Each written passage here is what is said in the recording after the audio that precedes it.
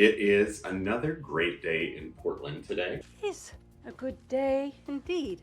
So it's May. It's been a pretty turbulent time over the past 6 months. And, we just wanted to kind of give y'all a bit of a context for what the market is looking like here in Portland. I need some context. For both the regular market and the luxury market, just to give everyone some context on what we're seeing and what our anticipations are for what's to come. Yeah.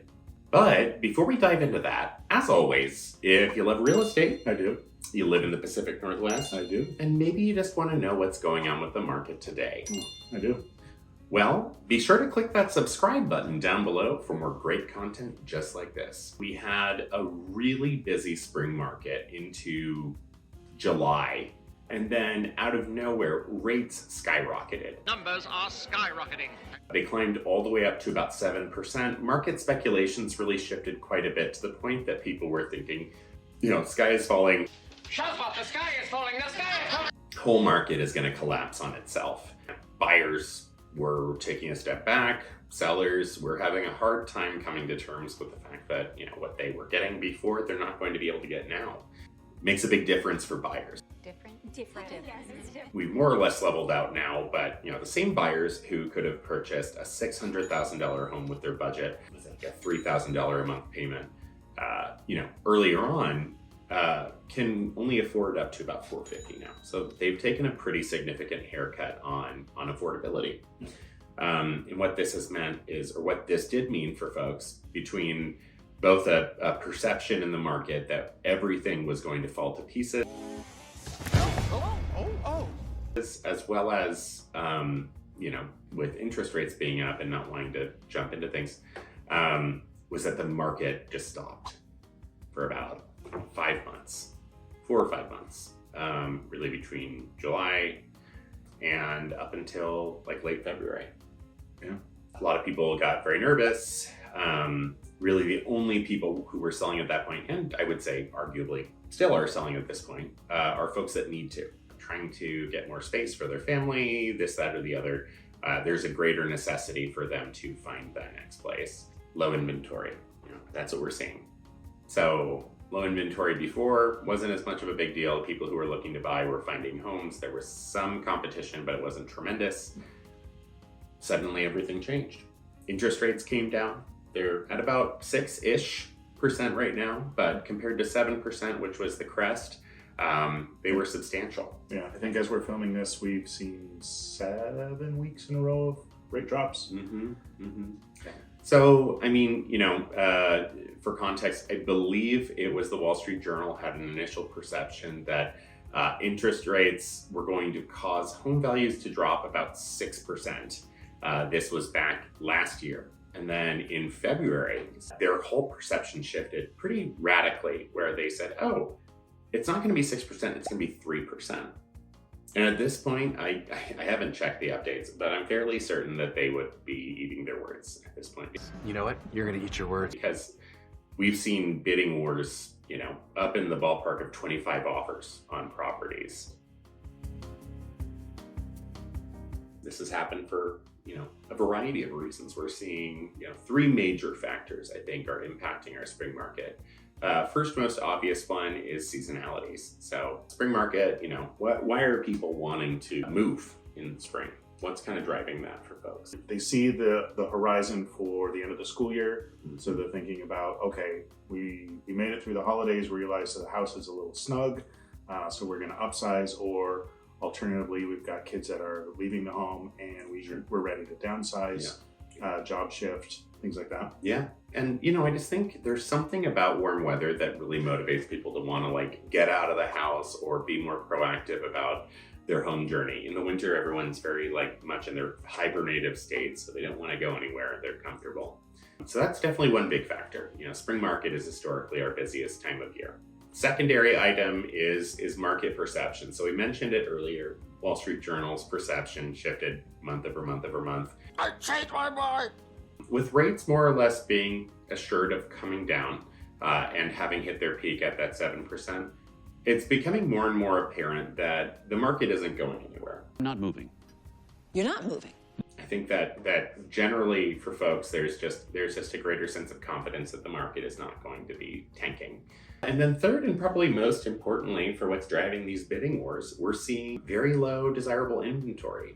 So we mentioned it earlier, the people that need to sell are selling. There's a very small margin of those people. A lot of folks who already own have either refinanced or bought during a period where interest rates were incredibly low. You know, a lot of people we know have interest rates in the ballpark of 2.75 to 3.25. Comparing that to a 6% mortgage doesn't seem super appealing. So for a lot of people who are, you know, weighing the options, do I want to move? No. Do I have to move? Maybe. To get where I want to be. With that in mind, there's a small pool of people who have to do that. There's an even smaller pool of properties where people have to do that, and they're desirable. There's no real limiting factor. This is like HBO, no limits. So the homes that are really hot are getting tremendous amounts of activity. You know, people are more assured market is coming back, and the buyers that can do it are doing it. And the homes that they want to buy are going wild and crazy. You're buying a house. Yeah. So like we mentioned, we actually just had a scenario recently with some clients where there was a property they were interested in. It had only been on the market for about 2 days. And we went to show it. There were about 30 business cards on the counter. 30 different agents had come in, at least. The agent reached out to us the next day and said, hey, we have 15 offers on the table. 2 of those are cash. Cash only. So, there's just tremendous competition out there for dialed-in homes that are well-priced and well-marketed and, well-appointed. There's no real shortcomings to them. But, with that in mind, the market has shifted. I think that the optics and the speculation around whether the market is going to tank, it's not happening.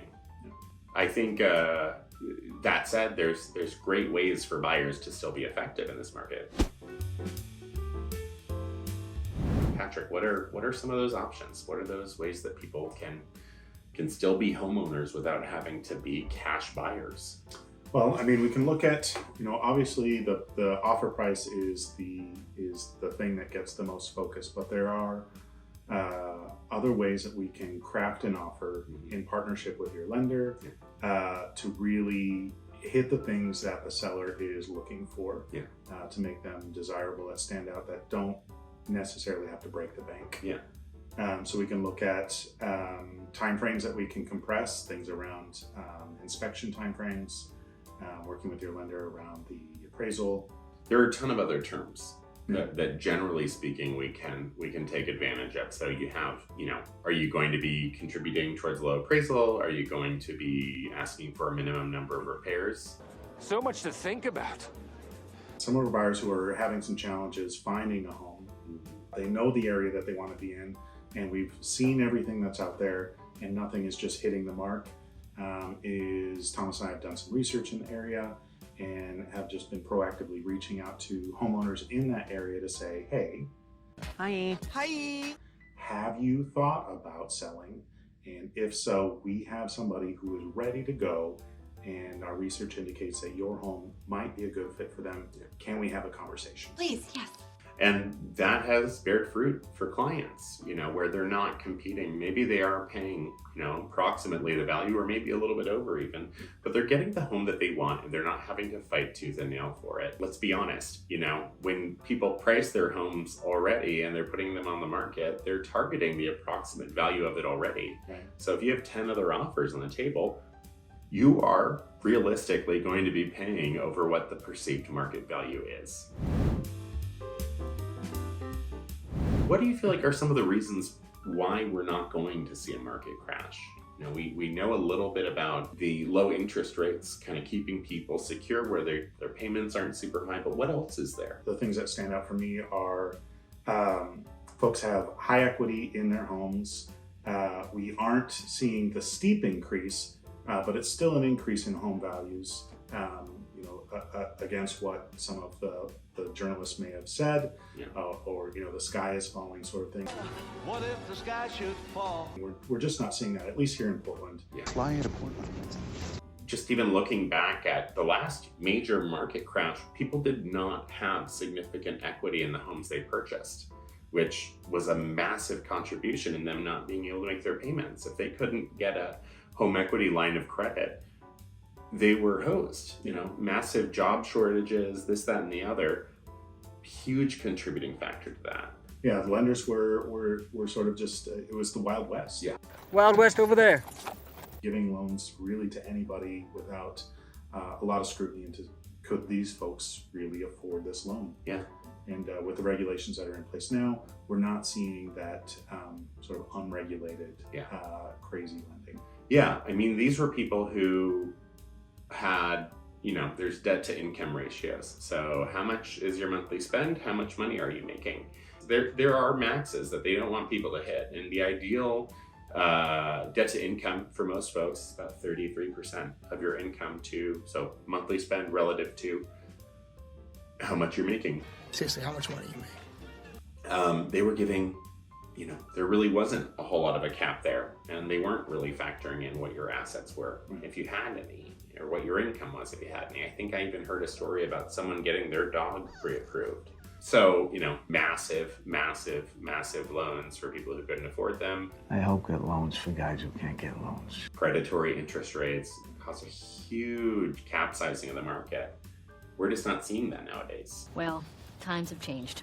So, at a baseline, if people don't need to sell, I don't want you to sell the house, are protected by the equity in their homes, by their low interest rates, and we see a continual low inventory market, it stands to reason that home prices aren't going to drop substantially. In fact, it's likely they're going to continue to increase, at least in this segment of the market. The non-luxury market, which in our market is approximately $1 million and under. First-time home buyer price point is $400 to $450, up to about, secondary market is about $1 million or under, and then anything over that is really going to be considered lux. So for people, shopping in that price point, the market is going to remain consistent. Values are going to go up. We're really anticipating that that's going to be the trend ongoing. So if your thought is, I don't know if I want to buy right now, I'm waiting for the market to tank, you may find yourself waiting for a long time. The other end of the market, there's the lux market. everyday luxury. The standard market has seen consistent year-over-year growth. Luxury market is taking a bit of a hit. People are still taking loans, and so when the interest rates have gone up as astronomically as they have, people are taking loans for the luxury market. Money, please. Given the increase in rates, affordability has gone down pretty significantly, and the people who are wanting to buy homes like that are like their dream home, they're gonna probably feel like they want to buy the perfect home, or they're not moving. This house is exquisite. So days on market is substantial. Price points are still taking a hit. I don't know that we're going to see a massive dive in value, but it's certainly not going to be an upward trajectory in the same way as the more standard market. But we'll continue to see how that grows over time. Likelihood of rates staying at the 6% is pretty low. Inflation, I'm afraid. Inflation is one of the major contributors of why we've seen rates go up as they have. Relative comparison, so you have inflation continues, we're going to see rates continue to go up so that we can slow down that rate of inflation. The moment that inflation stops, at least from a federal level, rates will come down to not necessarily what they were, not to that 2 to 3%, but more to like what we saw back in 2017, 2018, where we saw 4 to 5% interest rates. Yeah, I think as the Fed sees softening of inflation as more likelihood, they'll adjust the rates, and we'll see that they'll sort of trail each other. Just when I'm about to buy a house. Strategies for buyers right now. I think more than anything else, I recommend getting creative with your lending options. Work it, hunty! If you're trying to buy a home but you're intimidated by your interest rate, realistically, rates are going to come down year over year. Yes, see? Thank you. Thank you. Maybe you get into, an adjustable rate mortgage, which has a lot more regulation to it now than it did before. Those are good for 10 years. And generally speaking, have lower interest rates than a standard conventional or financial or FHA loan. That can be one option to get a lower interest rate. In some cases, you can assume a loan from another person. And then there's seller carried financing, which is where the seller will carry the loan for you. And then really last but not least, you have the 2-1 interest rate buy down. Yeah, so with the 2-1 rate buy down, in partnership with your seller as a buyer, you can come to some sort of agreement about who will cover. But essentially, the first year you are 2 points below what the standard basis is. The next year you graduate up 1%, and then in year 3 you're up to what the standard rate is at that point. And so it makes it a little more affordable for you while you sort of figure out your new financing in your new home. Blows my mind. Yeah. So just for example, you have a 6% interest rate. You get your 2-1 rate buy down, which is payable by the buyer or the seller. It's usually about a $10,000 to $11,000 cost. And then for your first year, you knock 2 full points off that. So instead of 6%, you're paying 4%. Second year, you're paying 5%. And then by the third year, it graduates back up to the original rate. Why this is important, I think, for folks to keep in mind, because of course, at some point, you're going to be back to that original rate. But if you can take advantage of that in the short term, and you know that rates are going to be coming down, you can always refinance at any point. There's no penalty that you'll be seeing for doing that. You could refinance the day after you purchase. So if you see rates coming down to a more appealing level, which they are almost assuredly going to do, you will be able to take advantage of a lower interest rate, and you won't have to maintain this 2-1 rate buy down. You can also buy points off of your rate via your lender.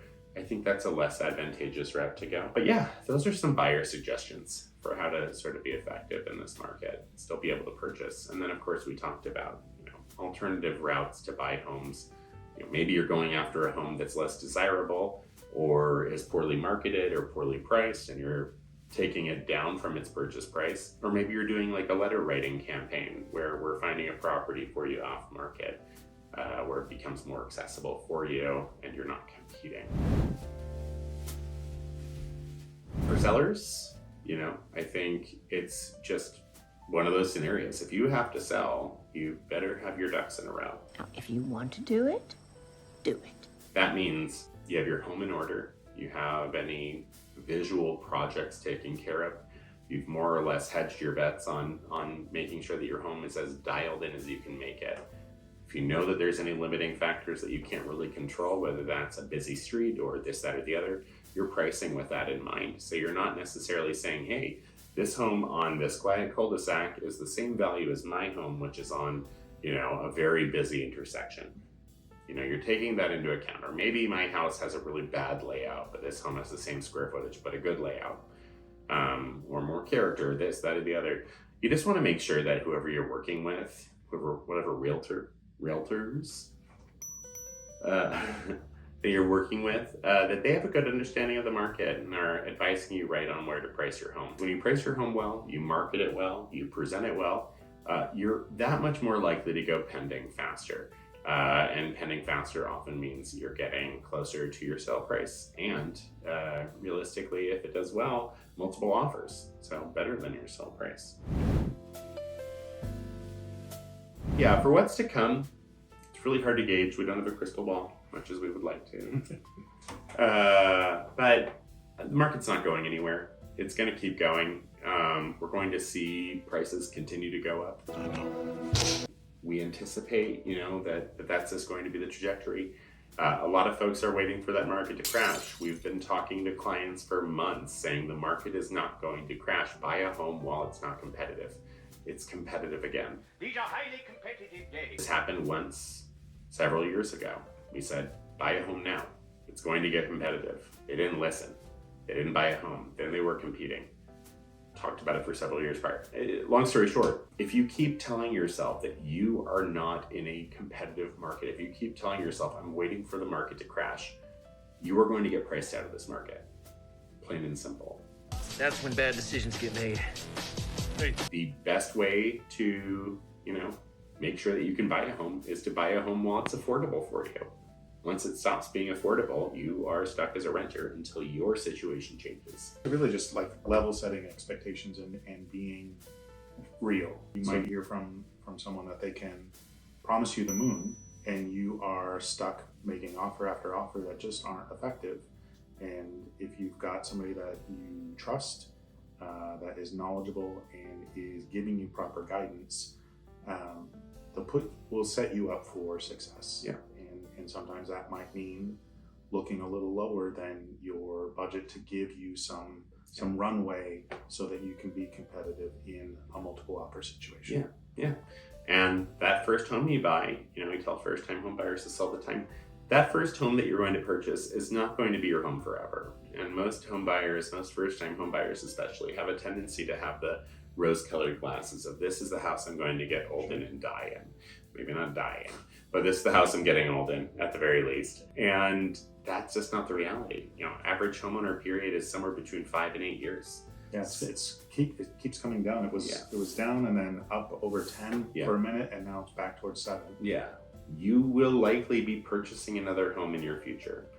You will be getting equity in your home, almost assuredly, if you are buying a savvy investment property, if you're not overpaying, and we will let you know if you're overpaying. You're safe with us. If you're being effective in this market and you're getting a solid investment, that investment will allow you to get closer to the dream home that you've always wanted. So don't necessarily be disheartened by the notion that you're not getting the perfect place. Try to just see the potential there and recognize that this is an investment in your future that you get to live in. Yeah, it's a longer picture. Yeah, and this is building blocks to get to that dream home.